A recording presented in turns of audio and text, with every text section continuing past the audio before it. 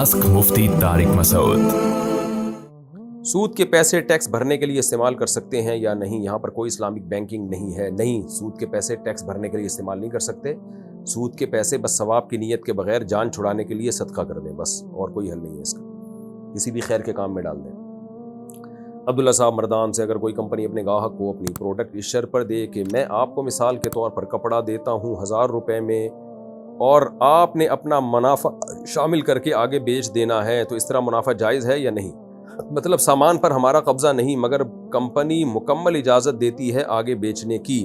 अगर ये जायज़ नहीं तो इस किस्म के कारोबार की क्या सूरत हो सकती है? जायज़ है, आप कंपनी के कमीशन एजेंट बन के बेच रहे हैं कि भाई मेरा कपड़ा नहीं है, कंपनी का कपड़ा आप बिकवा रहे हैं और अपना एक प्रॉफिट रख रहे हैं उसमें। तो प्रॉफिट का ये तरीक़ा ठीक नहीं है कि 1000 रुपये के ऊपर जितना रखें आप रखें, बेहतर ये मकरूह नापसंदीदा है।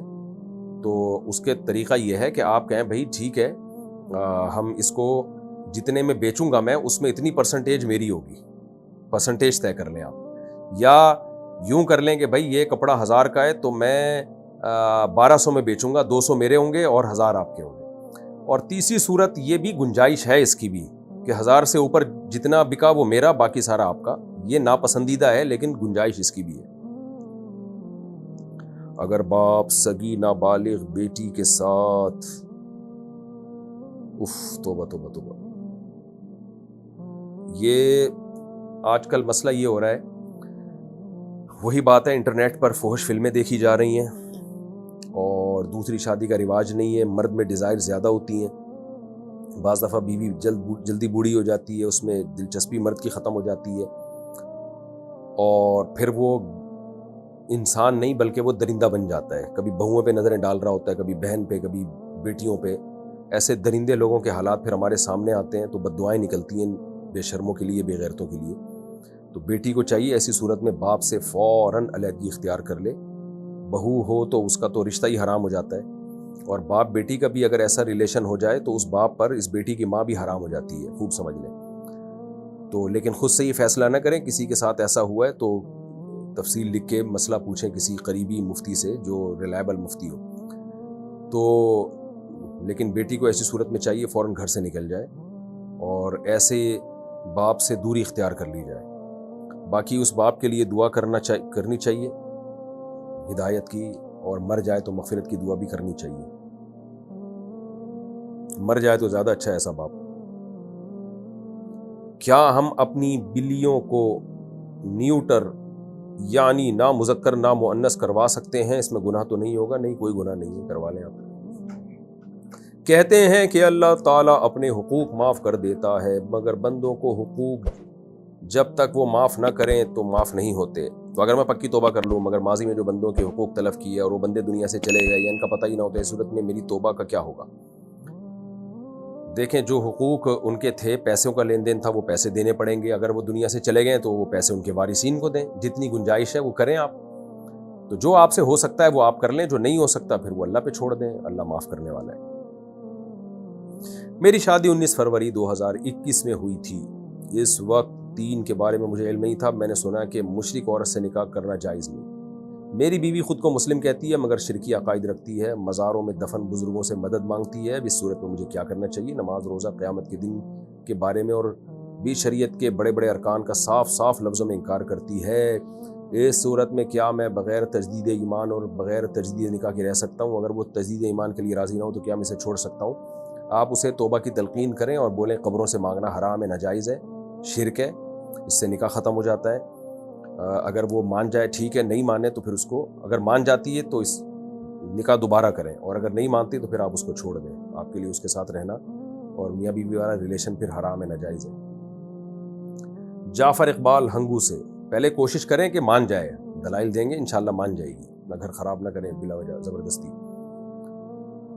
जाफ़र इकबाल हंगू से, मुझसे मेरे दोस्त ने 5000 रुपये उधार लिए हैं, काफ़ी टाइम हो गया है, वो वापस नहीं कर रहा। वो मैं बता चुका हूँ नहीं करेगा वापस। क्या मैं इसकी दुकान से इसके 5000 रुपये के बदले में कोई सामान ले सकता हूँ? क्योंकि पैसे नहीं दे रहा। ले सकते हैं, बिल्कुल ले सकते हैं। तो जाएं, कुछ चीज़ लेके आ जाएं जो 5000 की हो। अगर मर्द अपनी बीवी को बात बात पर ये बोले कि मैंने नहीं रहना तुम्हारे साथ, चली जाओ अपने घर, تمہیں پیپر دے دوں گا، ایسی صورت میں مرد اور عورت کے لیے کیا ہدایات ہے؟ ان الفاظ سے طلاق تو نہیں ہوئی، یہ تو طلاق کی دھمکی ہے، طلاق نہیں ہے۔ باقی مرد کو چاہیے یہ باتیں نہ کرے، اپنے جھگڑوں کو حل کریں، میاں بیوی خاندان والوں کو بلائیں اگر آپس میں حل نہیں ہو رہے۔ بغیر نیت کے بیوی کو مہر دینے سے مہر ادا ہو جائے گا یا پھر اسے دینا ہوگا؟ بغیر نیت کے بھی مہر ادا نہیں ہوتا، اور بیوی کو بتائے بغیر دینے سے بھی ادا نہیں ہوتا۔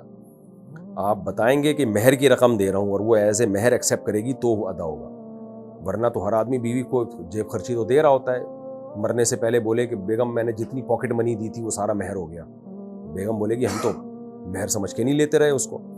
تو جب مہر دیا جائے اس کو بیوی کو بتایا جائے کہ یہ بیگم میرے ذمے جو مہر کی رقم تھی یہ میں دے رہا ہوں اور اب مہر ختم ہو گیا۔ تو جب تک یہ اس طرح وضاحت نہیں کرے گا وہ رقم مہر نہیں کہلائے گی، وہ گریبی کہلائے گی۔ کیا بہنوئی اور سالی اور گھر والی ایک ہی کمرے میں سو سکتے ہیں، ایک ہی کمرے میں رہ سکتے ہیں؟ نہیں رہ سکتے۔ سالی کا پردہ ہے بہنوئی سے، جائز نہیں ہے ایک ساتھ رہنا۔ اگر زکوٰۃ 7.5 تولے سونے پر ہے تو اس دور میں 5,000 روپے تولہ سونا تھا اور اب تقریباً 3 لاکھ روپے تولہ ہے، تو اس پر تھوڑی روشنی ڈالیے۔ روشنی کس پہ ڈالنی ہے؟ آپ نے تو رپورٹ پیش کی ہے کہ اس وقت ایسا تھا اب ایسا ہے۔ آپ شاید اس پہ روشنی ڈالنا چاہ رہے ہیں کہ 5,000 روپے تولہ سونا تھا اور اس وقت آپ نے زکوٰۃ نہیں دی اور اب پرانی زکوٰۃ دینا چاہتے ہیں تو کس قیمت پہ دیں گے؟ تو اگر خالی سونا ہی تھا آپ کے پاس اور 1 روپیہ بھی نہیں تھا تو سونے کی موجودہ ویلیو پہ آپ زکوٰۃ دیں گے، اور اگر سونے کے ساتھ کچھ رقم تھی تو پھر سونے کا نصاب نہیں دیکھا جاتا، 52.5 تولے چاندی کی قیمت دیکھی جاتی ہے، تو پھر قیمت کے حساب سے دیں گے، یعنی اس وقت سونے کی جو قیمت تھی وہ کم تھی تو اسی قیمت کا 2.5% دینا پڑے گا آج آپ کو۔ میں نو مسلم ہوں، 6 سال پہلے مسلمان ہوا تھا تو ترنت نماز فرض ہو گئی تھی۔ ترنت بولے تو فوراً۔ 1 سال مجھے نماز سیکھنے میں لگ گیا تھا، تو کیا مجھے قضائے عمری پڑھنی پڑے گی؟ بہت ٹینشن میں ہوں۔ اگر آپ نے نمازیں پڑھی ہیں تو پھر قضائے عمری پڑھنے کی ضرورت نہیں ہے۔ جو سیکھنے میں ٹائم لگا تو جس طرح بس ارکان بھی اگر ادا ہو گئے تھے نا، جیسے آپ کو سورہ فاتحہ نہیں آتی تھی لیکن آپ سورہ فاتحہ سیکھ رہے تھے اور جتنی سیکھتے تھے اتنی پڑھ لیتے تھے، قیام کر لیتے تھے، رکوع کر لیتے تھے، 2 سجدے یعنی جو ارکان ہوتے ہیں نماز کے بیسک ارکان، تو آپ کی نماز ہو گئی۔ غیر مسلم جب مسلمان ہوتا ہے نا تو جتنا ٹائم اس کو سیکھنے میں لگتا ہے تو وہ سیکھنے والا ٹائم میں شرعاً وہ معذور ہوتا ہے، تو وہ پھر اس کی نماز ہو جاتی ہے۔ البتہ رکعتیں اور سجدے پورے ہونے چاہیے، یہ ضروری ہے۔ اگر رکعتیں بھی پوری نہیں تھیں، کیونکہ رکعتیں سیکھنے میں تو ٹائم نہیں لگتا نا، جیسے فجر کے 2 فرض پڑھنے ہیں آپ نے، 2 رکعتیں پڑھنی ہیں، تو اب 2 رکعتیں اور ہر رکعت میں 2 سجدے تو کرنے ہی پڑیں گے۔ سیکھنے میں ٹائم لگتا ہے، تحیات کو سیکھنے میں اور سورہ فاتحہ اور قرآن کی کوئی سورت کو سیکھنے میں ٹائم لگتا ہے۔ تو اس سیکھنے میں جو ٹائم لگا تو اس میں جس طرح بھی آپ نے پڑھ لی آپ کی نماز ادا ہو گئی ہے۔ تو جو نمازیں پڑھ لی ہیں جیسے تیسے بھی پڑھی ہوں ان کو لوٹانے کی ضرورت نہیں ہے، جو پڑھی نہیں سرے سے تو وہ تو بہرحال آپ کے ذمے ہے، پھر اس پہ توبہ استغفار بھی ضروری ہے۔ جب بھی کوئی غیر مسلم مسلمان ہوتا ہے نا تو اس کو نماز میں کتنا حصہ سکھا دینا چاہیے فوراً، یہ خوب سمجھ لیں۔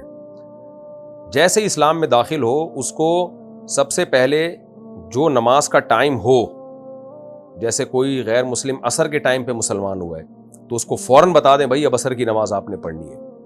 تو کیسے پڑھنی ہے؟ ظاہر ہے اس کو تو نہیں آتی، اس کو وضو کرا دیں، بھائی اس طرح سے وضو کرنا ہے، اور یہ بتا دیں عصر کی 4 رکعتیں ہوتی ہیں، اور 4 رکعتوں میں کیا ہے؟ قیام ہے، رکوع ہے، سجدہ ہے، 2 سجدے ہیں، اس طرح سے اتنا بھی یعنی اللہ اکبر کہہ کے نیت باندھ لے اور پھر اس طرح سے نماز پڑھ لے۔